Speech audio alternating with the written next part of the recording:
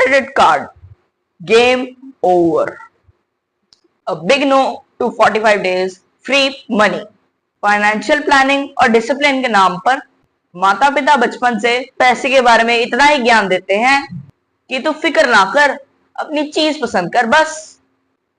इससे हमने valuation of money सीखा ना, हमने डीवैल्यूएशन ऑफ मनी सीखा। फिर बड़े होके हम नीड और डिजायर में कंफ्यूज ही होते रहते हैं। क्या इंपॉर्टेंट है ये पता ही नहीं चल पाता। प्लानिंग पहले नीड की करनी चाहिए, पर फैंटेसी को बीच में घुसाकर हम प्लानिंग का प्लान ही बदल देते हैं। तो आखिर सपना सच हो गया। जब ये बच्चा बड़ा होकर अपने नौकरी के सपने को पूरा करता है और अपने आप को विनर बनने की कोशिश कर रहा होता है, तो ये एक बड़े फाइनेंशियल चक्रव्यूह में फंसकर मरने लगता है। क्या मैंने जॉब कहा, बिजनेस नहीं? हाँ, ठीक सुना आपने, क्योंकि फाइनेंशियल इंस्टीट्यूशंस के अकॉर्डिंग बिजनेसमैन के तो स्टेबल इनकम ही नहीं होती, और जॉब वाला विनर व्यक्ति अपनी स्टेबल इनकम को हर जगह फैला रहा होता है। फाइनेंशियल पजल की खेल की शुरुआत गेम का एम्पायर बैंक वाला है, जो गेम के नियम खुद ही तय करता है और समय समय पर छोटे छोटे अक्षरों में स्टार कंडीशन लगाकर पेनल्टी देता है। पहले 3 ओवर मतलब पहले 3 महीने की सैलरी देखकर ये एम्पायर हर किसी नौकरी वाले का सिबिल स्कोर निकालता है और इस आधार पर क्रेडिट कार्ड देता है। जिसको सिबिल स्कोर का नहीं पता, सीधी भाषा में हम जितना भी बैंक का लेन देन लोन या ईएमआई के रूप में करते हैं, उसका रिकॉर्ड सिबिल स्कोर के रूप में सिबिल रिकॉर्ड में चढ़ा दिया जाता है। जितना बढ़िया सिबिल स्कोर, उतनी ही ज्यादा बैंक को स्टेबिलिटी मिलती है, और दूसरी भाषा में उतना ही बढ़िया बकरा मिलता है हलाल करने को। ज्यादातर 700 से ऊपर का सिबिल स्कोर बढ़िया माना जाता है। Types of victims. Credit card आते ही जॉब वाला ऑनलाइन शॉपिंग करके सोसाइटी में अपना रुतबा बढ़ाने लगता है और कैशबैक और बोनस के लॉलीपॉप से अपने आप को खुश करता है। एक और भी कैटेगरी जॉब विनर की है, जो 0% ईएमआई की सुविधा से अपने ख्वाब को एक के बाद एक पूरा करने लगता है। इस तरह समय पे पेमेंट करके सिबिल स्कोर को अपग्रेड करते रहता है। उसकी क्रेडिट लिमिट भी बढ़ा दी जाती है। आगे बढ़ने से पहले आइए जानते हैं ये क्रेडिट कार्ड का विशाल सांप हमारी जिंदगी में कब और कैसे आया। Invention of credit card. Credit card को पहली बारी 1950 में डाइनर क्लब कार्ड के नाम से फ्रैंक एमसी नमारा ने बनाया, जिसे 1958 में अमेरिकन एक्सप्रेस और वीजा ने क्रेडिट कार्ड का नाम दिया। उस समय इस क्रेडिट कार्ड को सीमित व्यापारी ही उपयोग कर पाते थे। तब से अब तक 3 से 4 बारी अपग्रेड किया जा चुका है। पहले ये फिजिकल पेपर या कार्डबोर्ड का होता था। 1960 में मैग्नेटिक स्ट्रिप टेक्नोलॉजी आई, जिसमें डाटा को कार्ड के पीछे वाली स्ट्रिप में रिकॉर्ड किया जाता था। 1990 में यूरोप पे मास्टर कार्ड और वीजा की कोलैबोरेशन से EMV चिप टेक्नोलॉजी बनाई गई, जिसके उपयोग से कार्ड अब और भी सिक्योर होने लगा। तब से अब तक क्रेडिट कार्ड की कंपनियां और यूजर्स बढ़ते ही जा रहे हैं। थोड़ी देर पहले मैंने क्रेडिट कार्ड को एक विशाल सांप का नाम दिया था, जो धीरे धीरे नौकरी वाले की सैलरी को पूरा निगल जाता है और अजगर का रूप ले लेता है। 3 टाइप्स ऑफ डिफॉल्ट्स। बैंक की तरफ से क्रेडिट कार्ड की लिमिट अपग्रेड करना एक जॉब वाले व्यक्ति को अपने फैंटेसी पूरा करने के लिए वैसे ही उकसाता है जैसे बिल्ली के आगे दूध का पतीला। स्टेज 1। जॉब वाला व्यक्ति समय समय पर भुगतान करता रहता है, पर फैंटेसी पूरी करने के चक्कर में वो अपनी सीमाएं पार करने लगता है।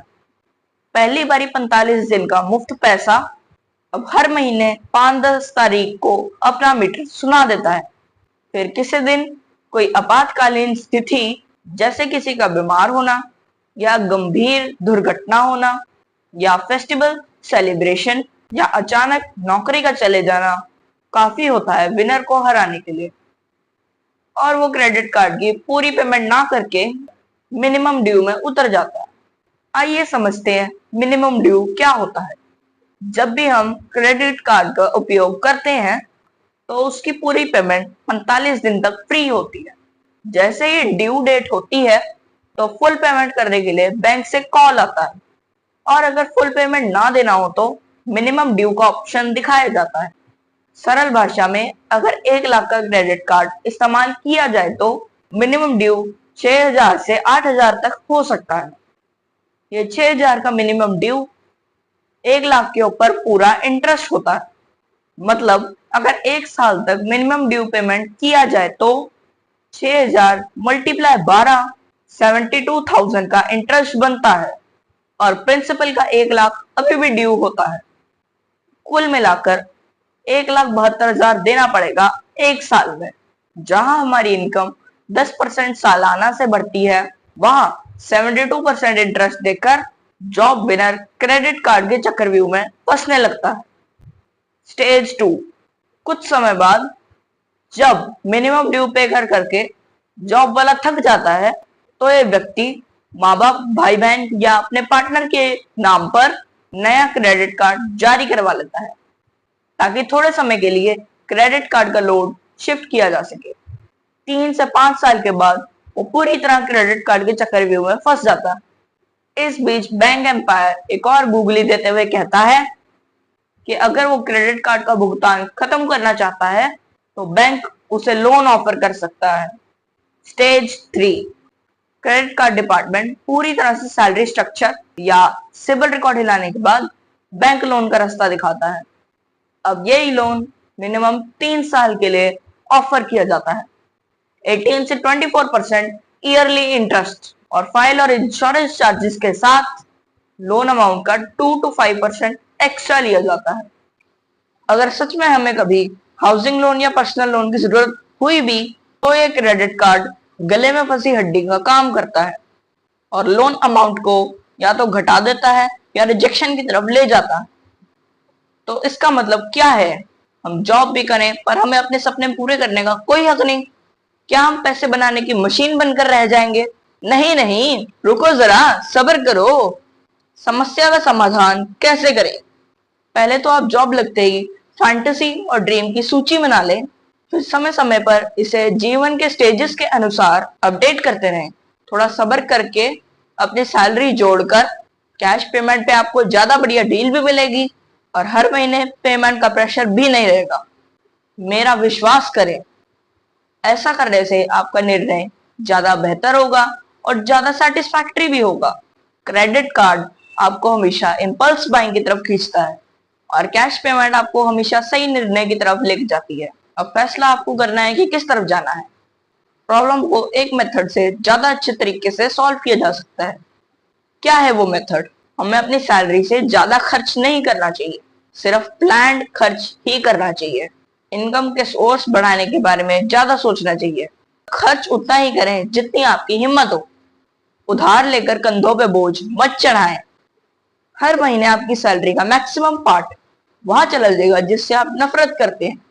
अगर ऑनलाइन पेमेंट इतनी जरूरी है कि आप कैश नहीं अरेंज कर पा रहे तो डेबिट कार्ड, गूगल पे, फोन पे जैसी एप्स का इस्तेमाल करके भी आप पे कर सकते हैं। बोनस और कैश डिस्काउंट वहां पे भी मिलता है। ये वीडियो बनाने का पर्पस सिर्फ इतना था कि अगर किसी ने नवी जॉब ज्वाइन की है और वो फाइनेंशियल फ्रीडम चाहता है तो हर हालत में कैश बेटर ऑप्शन है क्रेडिट लेने से। और उन लोगों के लिए भी जो क्रेडिट कार्ड के जाल में तेजी से फंस रहे हैं और निकलना तो चाहते हैं पर समझ नहीं आता किस तरह प्रॉब्लम से निकला जा सकता है। क्रेडिट कार्ड के विशाल अजगर को बीच में से काटकर चैनल को अभी सब्सक्राइब करें और कमेंट में हाँ लिखें